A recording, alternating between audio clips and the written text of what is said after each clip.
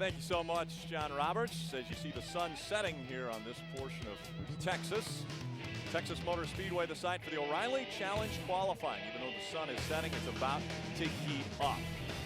Look at our current standings in the NASCAR Nationwide Series. 215 points separate Kyle Busch and Carl Edwards with just 3 events remaining. Brad Keselowski back there in third as he's been making news this past week. Hello everyone, Rick Allen, Phil Parsons, and as was mentioned, Hermie Sadler joining us up. That's Mr. right, 50. Mr. 50 in the booth. Hermie, so many He's been hard on times. you about that, hasn't he? He won't let it go. We'll let it go for now. Thank you. So many times when we come to Texas Motor Speedway, the drivers always call this a driver's racetrack. What kind of a mentality will it take to get the pole in the Nationwide Series? Well, first thing you got to have, Rick, is a fast race car. But to set on the pole here, you've got to be committed as a driver from the time you leave pit road. You got to get this car up to speed, and you're very little out of the throttle on the qualifying lap it's going to take to get up front tonight. So you've got to know what your agenda is and be committed to that agenda before you leave pit road. And Phil, these guys have not been on this racetrack in a long time, so they face some challenges also. They really do, Hermie. These guys practiced at 9 o'clock this morning, and then they're, I think, practicing it up about 11 o'clock this morning. The sun obviously, the sun all over the racetrack. Now they're going to be dark all around the racetrack and have the lights on. So the crew chiefs really have to do some guessing on what their car is going to do, and it's somewhat of a guess anyway, because they really have to have their car ready for the race.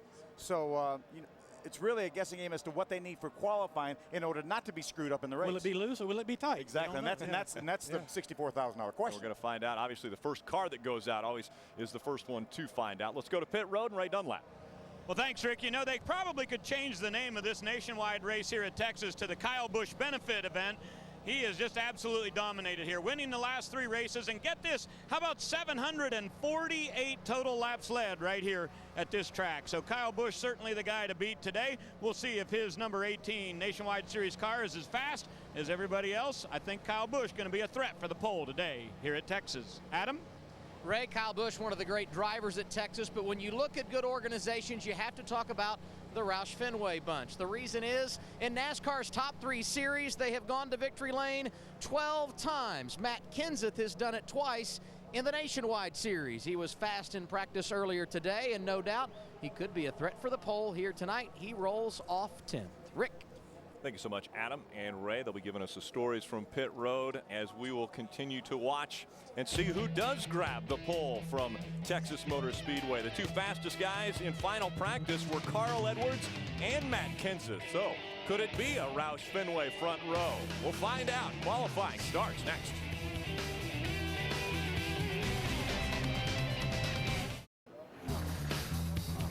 Speed presentation of NASCAR Nationwide Series qualifying is brought to you by Nationwide Insurance, the official auto insurance provider of NASCAR.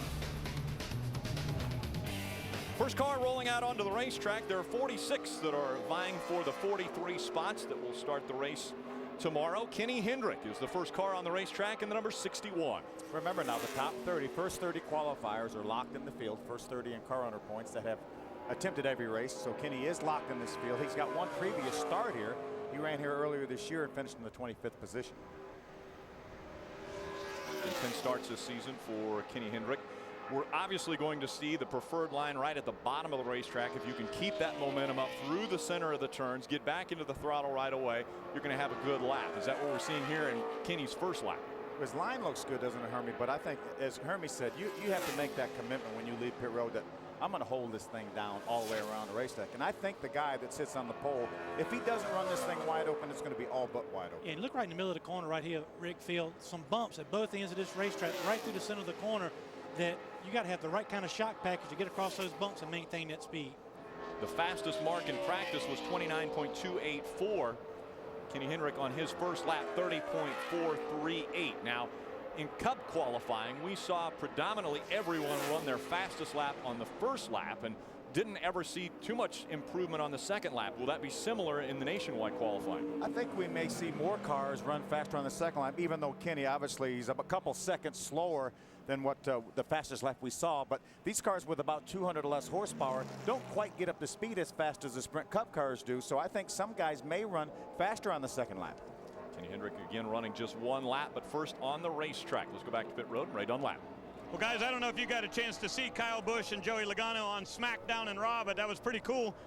Got him on the hood again this week, Kyle, and is this car fast enough for a pole run tonight? I'm not sure.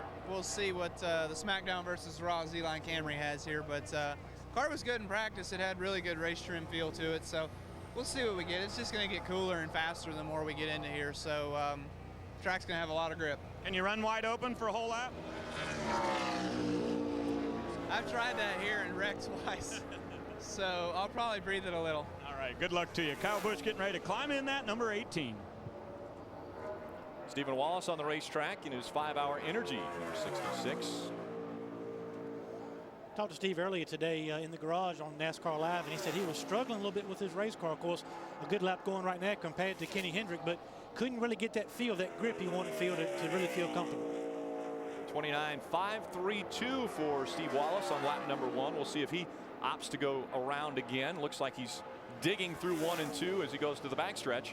You know, Stephen really has come into his own this year, fighting for a top 5 position in points. Really has had a nice season here, and he's still young. He's still, you know, a very young driver. The issue with him is never been able to go fast. It's been able to finish and learn and work on these cars, and he's learning how to finish these races now. A little bit of a wiggle right there. He's only 22 years old. We talk about how young, and both laps were very close that time. Slowed down just a bit on lap number 2, 29.643. His first lap, 29.532. Again, with the 2 that have been on the track, the fastest, and that will be the mark that everyone will shoot for. As much grip as we've got here, the fastest lap in practice was about a 29.28 or so. It would surprise me a lot if we didn't get down to 28s in this qualifying session field. Yeah, we saw that in the Sprint Cup Series too. The qualifying speeds were considerably faster than the practice speed, so I think we'll see some of the same things here. And Brad Keselowski ought to be a pretty good barometer of what we can look forward to later on. A lot of stories about Brad Keselowski and his future, all starting really at this racetrack. As far as his future starting this weekend. His future starts today for Brad Keselowski, as he was in the number 12 Cup car earlier today in practice.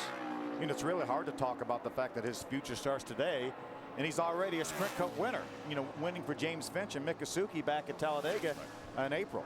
And that really gave him a lot of confidence. You can just tell in the way he carries himself, the way he, treats business inside the race car. That race at Talladega earlier this year really made him feel like he belonged. Has a good lap going here. Looks like he's about a quarter of a second faster than maybe Steve Wallace, maybe even almost 3/10. 29.236. That is a good first lap for Brad. That is faster than anyone ran in practice today. Again, 29.284 was the fastest that David Reagan had run in the practices earlier today. Looks like he may be trying to pick up a little bit on lap 2, like you talked about. Feel a little momentum, and sometimes if your car's a little bit on the free side, a second lap will snug the car up a little bit. Yeah, he's tracking. He's going to be close to a 1/10 of a second faster, Hermie. Shuts the engine off as he crosses the start-finish line. He improves on lap number 2 to 29.125. So Brad Keselowski now the fastest at Texas Motor Speedway.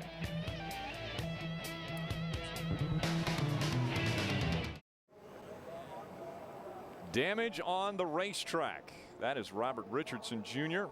And he was on his second lap of qualifying when it got away from him. He kept it away from the outside wall, but not so good on the inside wall. Let's take another look. Well, Hermie, I thought he did a great job staying out of the outside. You see him just get loose, getting in the corner. Now watch this now. He's doing a great job to keep it out of the outside wall. And I said, well, he's home free. Then all of a sudden I said, oh, watch out for the inside wall. Yeah, that's heavy contact on the inside wall. He did exactly what you're supposed to do, but you've got to, keep it off the outside. But look, he's loose field before he ever gets to the center of the corner. He didn't have a chance right there. He really didn't. He hadn't even got to the point where you say, I can abort this attempt here. Yeah. He was loose before he got there. He was committed. He was committed. No safer barrier either on the inside. So quite a bit of damage to that Mahindra Chevrolet. Before you get to the middle of the corner, he's already got the wheel turned to the right. And like you say, you can see the rear wheel spinning. He's keeping the car off the back, does a great job. But you've also got to keep it at bank, and just shoved him 24 degrees of bank and shoved him right into the inside barrier. So Robert Richardson Jr. was the 4th car out on the racetrack. And again, he only got 1 lap of qualifying, 30.225. That was 3rd quick of the 4 that were on the racetrack. Let's go back trackside to Adam Alexander. And Rick, the number 29 Holiday Inn Chevrolet is here out of the Richard Childress Racing Camp. Clint Boyer on the door. Jeff Burton, the name on the driver's suit, but it's Casey Mears who's going to be driving. This has been an all-in-the-family type situation. Tell us how this came about for you. Well, I mean, everybody saw, I think Jeff, had trouble there in practice, and just a precautionary measure, they just stopped. They'll put somebody else in the car for this race, and fortunately I was here. I'm looking forward to driving the Holiday Inn Chevrolet. I haven't driven the Nationwide car in a while, so I'm looking forward to the race tomorrow. And I guess big shoes to fill, because Jeff Burton's never finished outside the top 10 here in a Nationwide car. Oh, that's good. I'm looking forward to it. That's what we should be doing. And he said the car's real fast, so I'm looking forward to seeing what it's got. Qualifying's going to be the first time I'm on the track with this car, so probably take it easy that first lap to kind of see what we got, and then go a little harder that second one.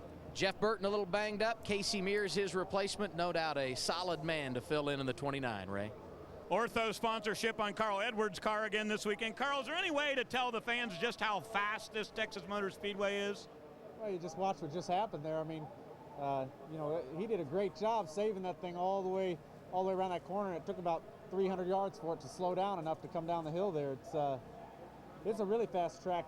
The Cup cars go really fast down the straightaway, but that's not where the sensation of speed is. I mean, this Ortho Ford Fusion will be going so fast to the center of the corner. I mean, as a driver, you're just trying to keep your leg in it, trying to keep that throttle down. It's a fast place, that's for sure. Good luck to you, Carl Edwards, in the number 60. He's about 7 cars from going on the track soon as we get it cleaned up. Carl talked about how much faster the Nationwide cars through the center of the corner. And some of the testing they did last year, Hermie, they determined maybe 10 to 15 miles an hour faster the Nationwide car would be in the center of the corner than the Sprint Cup car. Yeah, that's a lot of pressure on the tires, the car, everything else. But as Carl said, you've got to keep your foot in it to run fast. And that's exactly what Robert Richardson was trying to do, keep his foot in it. The back wheels came around on him. We'll be back more qualifying here on Speed.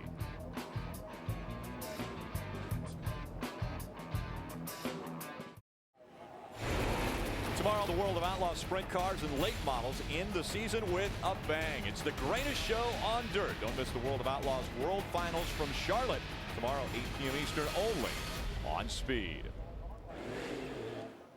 Slight break as they are continuing to clean up the racetrack from Robert Richardson Jr.'s crash in qualifying. We go to Adam Alexander. And Brad Keselowski enjoying this delay, because the longer we wait, the more you continue to sit at the top of the board. You satisfied with the lap? Well, you're right. I am enjoying it, because I usually don't sit on top of the board on these mile and a halves and qualifying. So the Degree Chevrolet that Junior Motorsports has given me was surprisingly good in qualifying trim. That's not really our MO. So really happy with that, and looking forward to getting a race here in Texas and see if we can't pull out another win this year before it's over. Your Cup debut for the captain on Sunday. Is it tough to manage, not the 2 garages, because you've done that, but 2 different teams and the big opportunity that awaits you here in a couple of days? It hasn't been a problem so far. The teams have been really understanding and supportive of each other. So that's pretty cool. I'm sure that won't last forever, but I think we can get through 3 races and everyone will do all right with it. So it's a good experience. I feel like each series helps the other. So there's some benefits that the other team gets from it. But either way, it's fun, and I'm just lucky to get to do this. Good luck tomorrow and Sunday. Thank you very much. Ray? Well, you see Jason Leffler over here hanging out with Casey Kane. Of course, Leffler has his Great Clips uniform on. Casey's got his Budweiser because he just did Cup qualifying. But there's going to be 2 separate Great Clips cars this weekend. What are you guys up to over here? What's going on? We're just talking racing. Yeah? How's that working out? It's working out good. All right, here, let's talk to the camera over here and tell them about, we got 2 Great Clip cars out there this weekend. What's that all about? Yeah, Jason's in the 38 Great Clips car, and I'm in the 10, working with Stewart, and same team we worked with at Charlotte in the 43 and Braun Racing. So it's been good. We were decent in practice. We had a little bit of work to do, but the guys have done a nice job, and hopefully we qualify good. All right, go be fast. That's Casey Kane. He is in the number 10 Great Clips car. Guys? Kevin Harvick on the racetrack for his qualifying effort, and right to the top of the chart he goes. 29.084 on lap number 1. Kevin loves this racetrack in this Nationwide car. He's going to shut it down after lap 1. He's won 4 times here. Talked to him today, and he really likes his car in race trim. Good qualifying run too, though. About a 3.5 of a second pickup. Kevin's finished in the top 5 his last 7 starts here in the Nationwide Series. It's pretty good. Yeah, not bad. We saw that similar pickup out of Brad Keselowski from his practice time to his qualifying run. Is a lot of that because of the fact that the sun is no longer beating down on the racetrack? These guys are going to be a little bit faster now? Yeah, I really think you got more overall grip, and if your car is balanced right, Phil, if it's not too loose or too tight when the sun's out, if you get more overall grip, you should be able to go faster. Kyle Busch mentioned not sure if his car is going to be quick enough for the pole. We'll find out here shortly. He was 5th quick in practice earlier at 29.42. If he picks up that 0.4 of a second, he'd be right there with Kevin Harvick. He's tracking just a little bit off right now, Kevin Harvick. But I'm telling you, in the last 10 mile-and-a-half races, how many laps do you think Kyle Busch has left? 1,116 laps in the last 10 races on mile-and-a-half racetracks. He's really not that good. And, you know, it shows with all the trophies that he continues to He leads the series bring and home. wins and second place finishes. So what does that tell you? Yeah, that's been a crazy number. 17 first or second place finishes for Kyle Busch. Good lap on lap number 1, a 29.113. That is second right now to Kevin Harvick. He's staying in it. You can see that the ticker there. He's right about where Kevin was right now. He lost a lot of speed coming off turn 2, but through the middle of 1 and 2, he really got through the middle of the corner very well. Coming in for his second lap, and will it be quicker? It's actually a little bit slower. 29.141, so he slows down just a bit. He is second quick to Kevin Harvick, who was with Adam Alexander. And no one has won here at Texas Motor Speedway in the Nationwide Series more than Kevin Harvick. 4 victories. How does tonight's qualifying run meet your expectations? Well, I didn't really know what to expect. The guys did a great job on our Jimmy John Chevrolet.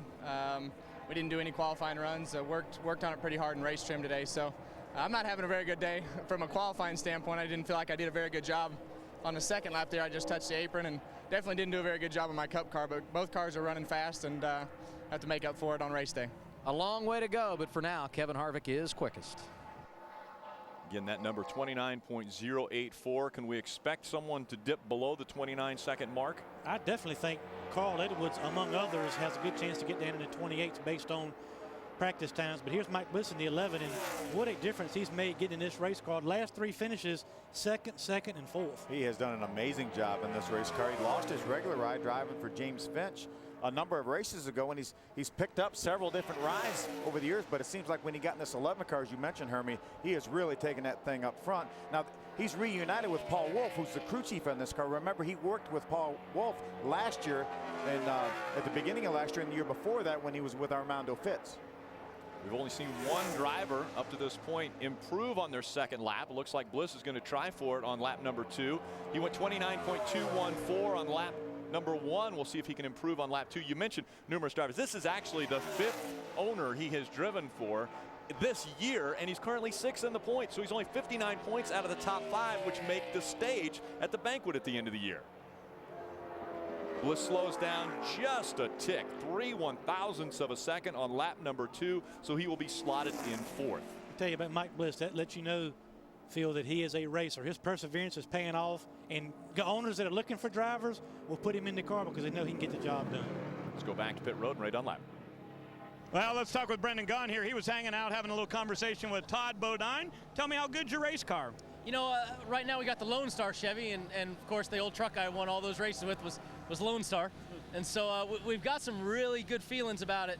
But right now, in the heat of the day, wasn't real optimistic yet. We got to get a little bit more grip in the thing. I'm hoping qualifying will have it. Sounds like from listening to guys that they found some at least track grip. And in the heat of the day, Dale Ferguson and the boys been working hard. I think we can get a top 10 out of it, but I want more than that here at Texas. All right, go get them. You know Brendan Gaughan will be fast here. 4 wins in the Camping World Truck Series at this track. And that was 4 in a row. 4 in a row. He swept 2 years in a row. Yeah, pretty impressive. And another guy who's looking to do that, we've got Ron Hornaday that's going to be battling for another win at this racetrack. He's won numerous times in the Camping World Truck Series. That's coming up right after trackside, so you don't want to turn the channel. That will be on at 7:30 this evening with Chris Devoto. I've really been impressed with Justin Allgaier here in the 12 car on the track and off the track. He really gets the job done. That's 8:30 Eastern, 7:30 local. So make sure to stay tuned right here. Justin Allgaier, after winning the ARCA REMAX Series championship a year ago, moves over into the Nationwide Series, driving for Rusty Wallace. Roger Penske. And Roger Penske. And so 5th quickest, he picks it up on his second lap, 29.432 for Justin Allgaier.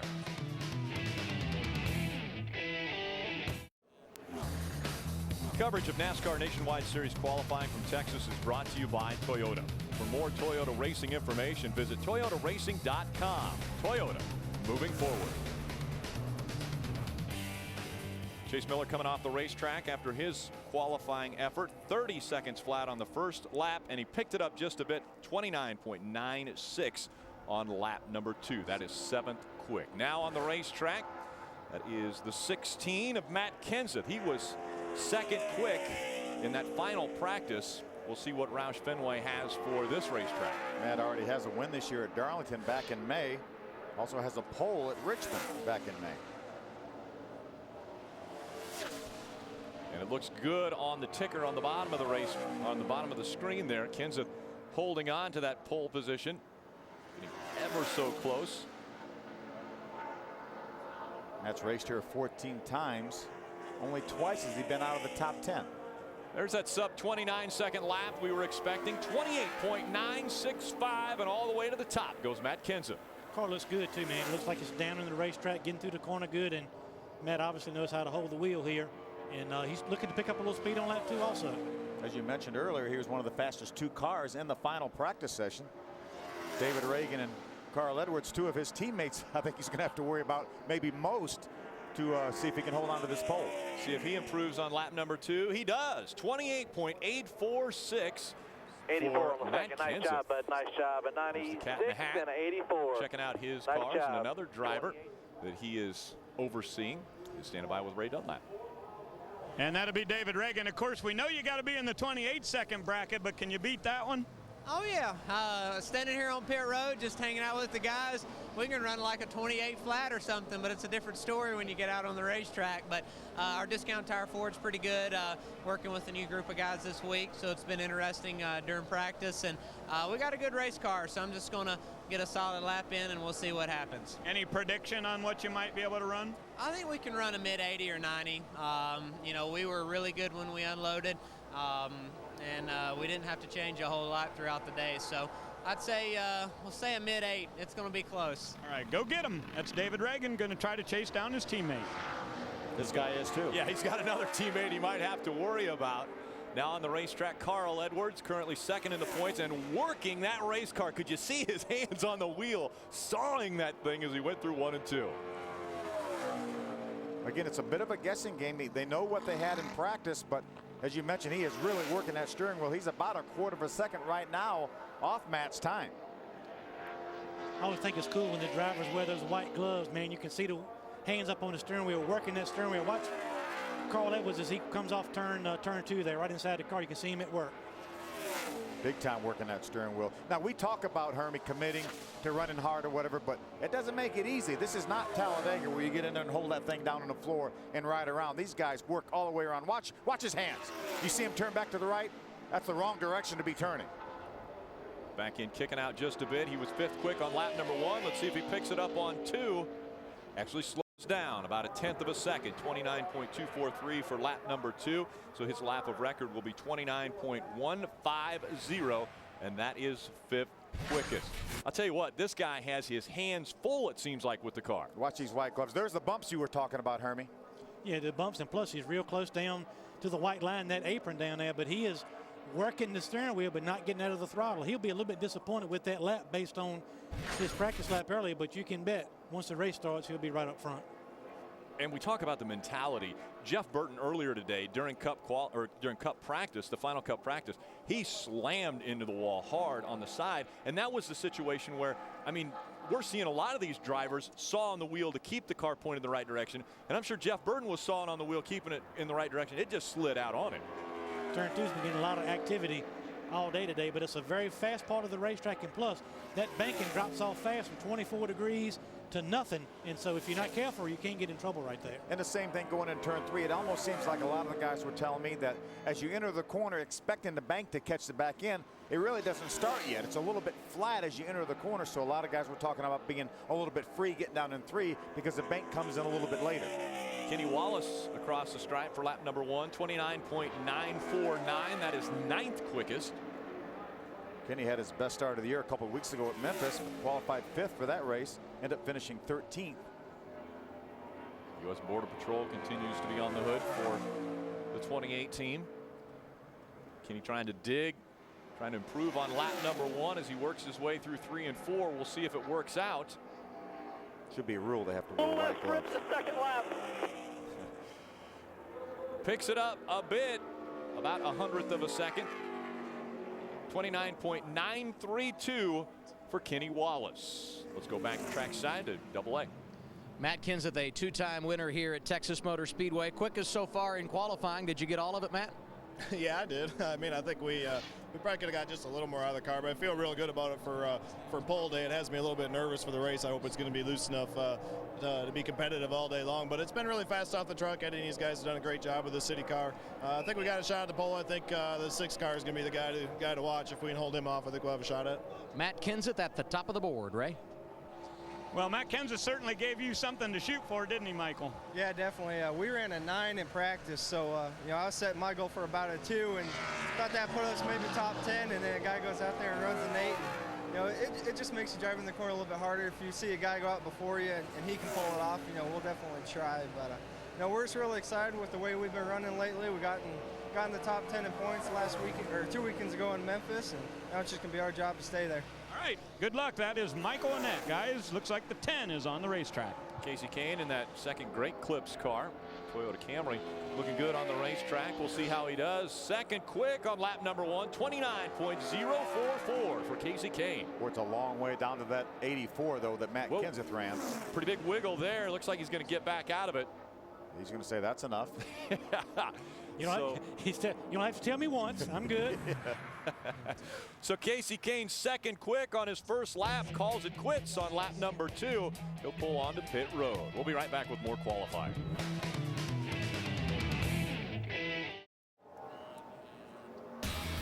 Next week we head off to Phoenix, and guys, you remember last year the Speed Cantina? I think you even have something named after you at that cantina. Yeah, they named a lot of the plates after speed personalities and NASCAR drivers, and that's a cool place. A lot of fans came out to see us. We're looking forward to going back there next week. It's 80s night, so make sure to wear your favorite 80s attire when you go to the Speed Cantina in Phoenix next week.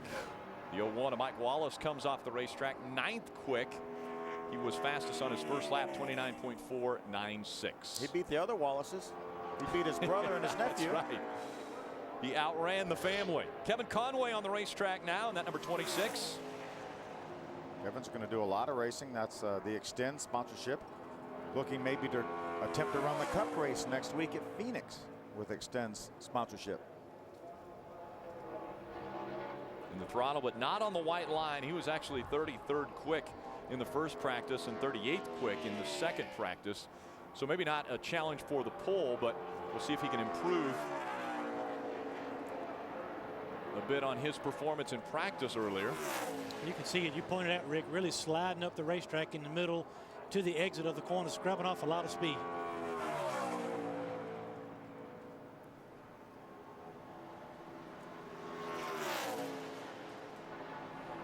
Way up the racetrack, lap number 2. First lap was 30.321. He picks it up on lap 2, 29.961. That will slot him in 13th of the 15 that have been on the racetrack. Let's go down to one Aaron's lucky dog. That's Ray Dunlap. Well, he's standing with another one. Absolutely. That's Trevor Bain, and very, very impressive in the Nationwide Series this year, but it's your first time to Texas. Lightning fast racetrack. What do you think of it? Well, it's definitely lightning fast, like you said. I mean, it's a pretty wild place. A lot to learn here. Second lap on the track was our fastest lap earlier, and then we got loose one time and had to go back to the trailer and work on it and just get it more stable for us. Car was really good in races or in qualifying trim. We got to work on our race trim, and that's what they did between practice and tech there to come up here. But we're just going to see what we can get out of it. It looked like a couple of those guys held it wide open. We'll see if we can't do the same thing. And hey, Hermie and Phil, he just asked me if he should hold it wide open. Are you kidding me? He's asking just me. Tell him, yeah, go ahead. Yeah. Hey, Hermie says go ahead and do it. Yeah. Sounds good. All right. Yeah. Trevor was part of the Toyota All-Star Showdown out at Toyota Speedway at Irwindale back in January. Did a great job, finished second in that race. You tell him you're holding it wide open whether you do or not.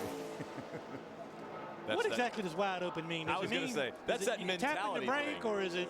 That means the right foot on the floor is what wide open means, and no brake, and no relaxing the foot either.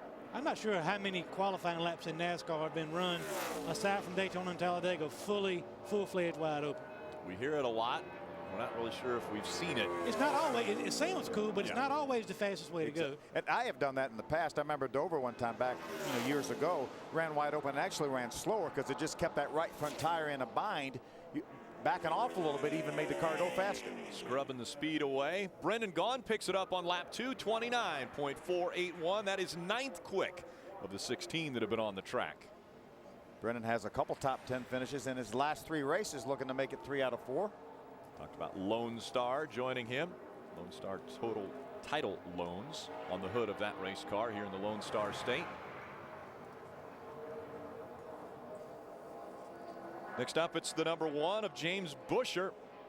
James Buescher, a regular in the Camping World Truck Series, looking to qualify for his first race of the 2009 season in the Nationwide Series. They announced that he will be in this car next year full-time in Miccosukee Chevrolet for James Finch. This, as we mentioned earlier, Mike Bliss was driving for James Finch, then left that organization and will be back with James for the final race of the season. James is going to run this car at Phoenix next weekend as well, trying to just get acclimated a little bit with the team in preparation for the 2010 season. See him back into the throttle. Slotted right now in the 13th, 12th spot. He keeps bouncing back around. We'll see where he ends up. 12th quick on lap 1, 29.861 for James Buescher. In the Truck Series, James Buescher driving for the Circle Bar Racing team. He'll be in the number 10 truck later on this evening. Good experience for James here, though, to get in this car and get a little time working with the team under his belt. We see a lot of that going on this time of year, getting ready for 2010. A little bit of communication, especially with the lack of testing they'll have in the offseason, will really come in handy to start next season. Just like with Brad Keselowski jumping in the Penske car in the Cup Series. Very pretty big pickup by James Buescher. Over 0.2 of a second. That moves him to 12th, or holds on to that 12th spot. We'll be back. Tony Raines bringing his Chevrolet back onto pit road after his qualifying effort. 16th quick. He was quick on lap number 2, 30.165. Here's the guy we have to watch for the pole. This is the one Matt's most worried about. Spotlight has been on David Reagan in that discount tire number 6. We'll find out if he's got what it takes to grab the pole away from his teammate. Oh, looks good in the middle of 1 and 2, and he was 3rd quick in the final practice, and those 4s were the top of the speed chart, so looking to back that up. He's had 2 poles in his career in the Nationwide Series, and his first one came here in 2007. He came off of turn number 2, moved up a spot, so he was able to keep the momentum rolling. Let's see if he's quick on 1. His first lap, will it get there? No, it won't. 28.947, 2nd quick. He's got to pick it up over 1/10 of a second if he wants to take Kenseth off the pole.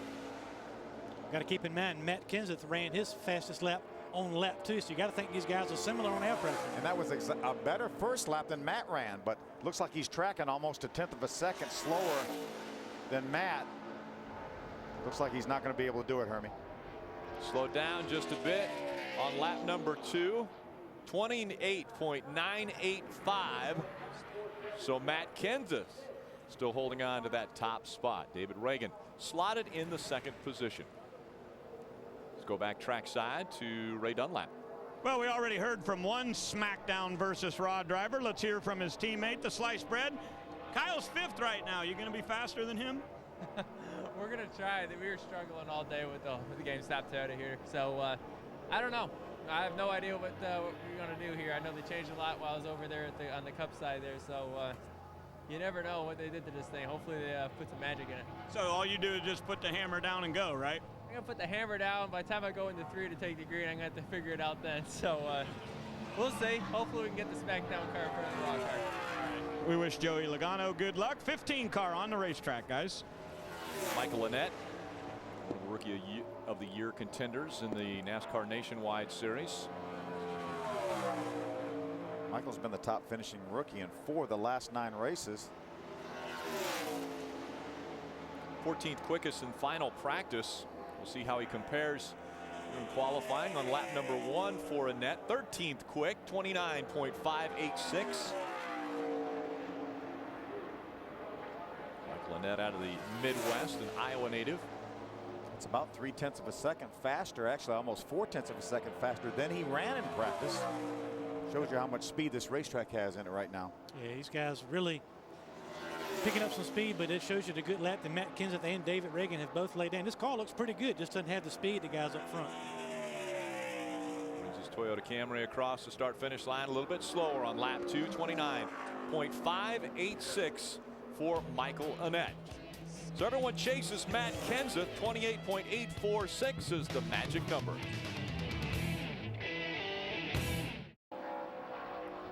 NASCAR nationwide qualifying continuing. Joe Nemechek comes off the racetrack. 19th quick for the 46-year-old out of Lakeland, Florida. Now we saw Casey Kane on the racetrack with a great clips number 10. It's Jason Leffler's turn now in the 38 car. Jason's a good qualifier. He's got a good lap going. Doesn't appear to be clocking at Matt Kenseth's level. But remember now, we talked about whether the first lap was going to be better, the second lap was going to be better. Matt Kenseth right now has the pole by virtue of what he ran on his second lap. Because his first lap, he actually got beat by David Reagan's first lap. He's got 19 top 10 finishes this year in this car, and it's the most top 10 finishes he's had in a single season. Third quick for Jason Leffler on his first lap, 29.031. He's going to have to pick it up almost 0.2 of a second to be able to upend Matt Kenseth. That would be a big pickup, but we've seen guys pick up 0.4 of a second from what they ran in practice earlier. Absolutely, but I doubt if we're going to see they're running, if not wide open, so close to wide open. For these guys to go out there and run 0.2 quicker, unless they really mess up on that first lap, Hermie, I don't know if we're going to be able to see that. No, I don't think so either. But it's still a good lap for Jason Leffler. Starting up front is very important at this racetrack. You want to get up there in that clean air, so that'll be a good starting spot for the 38. You mentioned starting up front important. 7 of the last 8 races here at Texas were won from a top 10 starting position. And right now, Jason Leffler comfortably in that top 10 in 30. In third, let's go to Adam Alexander. And Rick, after Matt Kenseth made his qualifying run, he said he was concerned about the 6th, that being David Reagan. You just missed him, so anything you could have done different to knock him off the pole? You know, that was very, very close to wide open, and you know, yes, maybe I could have done something a little different, but we still have a car in one piece. I was telling Dan Stillman, I said, you said P2 going down the back straightaway, and I probably should have came on in. But, you know, it's fun to sit on the pole here at Texas. I think they give you a cool helmet, some stuff like that. But we got a really good race car. Our discount tire Ford's pretty fast, and looks like Matt and Carl are pretty good too. So should be a good race. As of now, an all Roush Fenway front row at Texas. Trevor Bayne was flirting with a pretty good starting position when he entered turn number 1 and then kind of fell off a little bit as he came out of 2 the first lap. 10th quick, 29.244. Would surprise me if he does pick a little bit on lap 2, if he can hold it together. The car's a little bit too loose, like it was darting around on the racetrack a little bit, Phil. It may have forced him to get out of the throttle a little bit down there in the center of 1 and 2. As you can see, he's about the same level he was. That yellow line Still indicates loose. where he was, and yeah, he's just losing a little bit more ground up off this corner too. I take it back. Don't try to run wide open. You need to back off a little bit. He was a little bit too loose on the entry of these corners. He probably would have been okay, Hermie, if he'd have checked up a little bit earlier going in, but you told him to go wide open, and so he paid for it in the center. Added to the long list of stuff that's my fault. I still question the fact that he asked Ray what he should do before he went out on the racetrack. Ray was smart enough to say, Hermie, what do you think? 10th quick for Trevor Bayne. That was his first lap. 29.244 for Trevor Bayne. Jason Keller will be the next car out onto the racetrack. You know, the solid season for Jason. 8th in points coming into this race. Has 8 top 10 finishes. I don't think he's really settled on what he's doing in 2010 yet. He really heard him talk about it early today. He needs to really capitalize on these last 3 races and have some good finishes, some momentum, get his name out there again heading into the winter. Already announced that he will not be back with the Baker Curb team that he's driving for right here.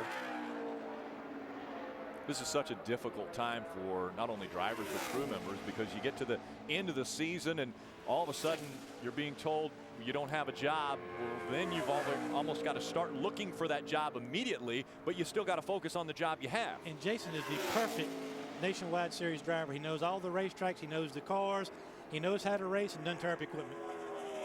Lap number 1 for Jason Keller, 13th quick, 29.484. See if Jason can pick it up here a little bit on lap number 2. pretty good 1 and 2, gained on it a little bit.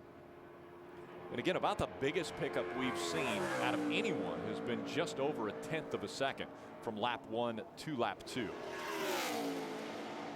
see, he's not out of the throttle very much there. Looks like he's going to pick it up a little bit on lap 2. Could move up a couple spots. Jason Keller all the way up to 11. Picks it up just a little under that 1/10 of a second. As you mentioned, that's well within the 1/10 of a second, about 8/100ths of a second. A good run for Jason. Those are the times when you come in and say, I barely breathed it on both ends and I'm over half a second off the pole. What are those other guys doing that I'm not doing? That's like the trucks that we're going to see later on tonight right here on Speed, Hermie. Almost every one of those trucks was able to go wide open because of the big boxy cab. They don't have the straightaway speed that these nationwide cars do. And one of the guys I was talking to said, I held it wide open. I said, where'd you qualify? What, 25th? Yeah. I tell you what, we've got a very good field in the truck race tonight, so you want to make sure to stay tuned for that. Looks like this one's building up to be an interesting race for tomorrow on ESPN. Kenseth, Reagan, Leffler, Kane, and Harvick are your top 5 up to this point. The guy right now sitting 6th is Kyle Busch, and he will be in that truck race tonight, going for 5 wins in a row for Kyle in the Truck Series. Not consecutively because he doesn't run all the races, but he's going for 5 in a row for himself. We talk about like triathlons where you've got the Ironman triathlon and you do so much. Kyle Busch has really been the Iron Man in NASCAR, not only this year, but the past few years. He's going to try all 3 races here. He'll run in that truck race tonight. He'll run in the nationwide race on Saturday, and then on Sunday, he'll be in that Cup car. So trying to make a sweep, we don't think anyone has ever done it, where anyone has won all 3 races in the same week, as we see Scott Wimmer with his 18th place qualifying run on lap number 1. But he has won at 6, I think, different racetracks in all 3 divisions. 3 series. Hasn't done them all in one weekend, but 6 different racetracks he's won in the Truck Series, the Nationwide Series, and the Sprint Cup Series. Every time a fan comes up to me somewhere on the road and says, do you think running different races in different divisions hurt a driver from this, that, the other? I say, Kyle Busch. Kyle Busch proves that you can race in all 3 divisions and have success. That was a 10th and a half pickup for Scott Wimmer, 29.553. So he's 16th quick on his qualifying effort. Ray? Well, Rick, just to add to that Kyle Busch thing real quick, he's done that 28 times where he has been in all 3 different races in one weekend. That's pretty impressive. Finished first, and 3rd out at California. But I did want to tell you about Morgan Shepherd real quick. You know, he's had a difficult time here qualifying for a number of races in this Nationwide Series race. But how about this? December 14th, Morgan has his big charity fundraiser, and that's up in Galax, Virginia. He goes up into the mountains, brings a lot of Cup drivers around. They raise a lot of money for some very unfortunate people up there in the mountains who don't have much going, and he makes for a real nice Christmas. So that's a great thing. One of the things that Morgan Shepherd does to make the world just a little better place. You know, Morgan told me also that I believe Kelly Pickler is going to be involved in that this year. So one of the American idols that have gone on to have a great career in the music industry. Great to see Bobby Hillen back here. Bobby actually got out of the series back in around year 2000 and has made a couple starts here over the last few years, but he's won a couple races back in the day in the Nationwide Series when it was the Busch Series. So great to see Bobby back, going to have a little bit of fun. Texas native too. Absolutely. Midland, Texas. Bobby Hillen, slowest of the 26 that have been on the racetrack, 30.518. And he's going to shut it down on lap number 2. Now again, I mentioned 46 cars are attempting to qualify for the 43 spots. We're going to slip away to trackside, but we will keep you updated as to how everyone is doing in nationwide qualifying, so keep it right here on Speed. We've got so much programming going on Speed today. You're not going to want to miss that Truck Series race that's taking place right after trackside. So lock it in right here to Speed. We'll keep you up to date as nationwide qualifying continues. Stick around for the Camping World Truck Series.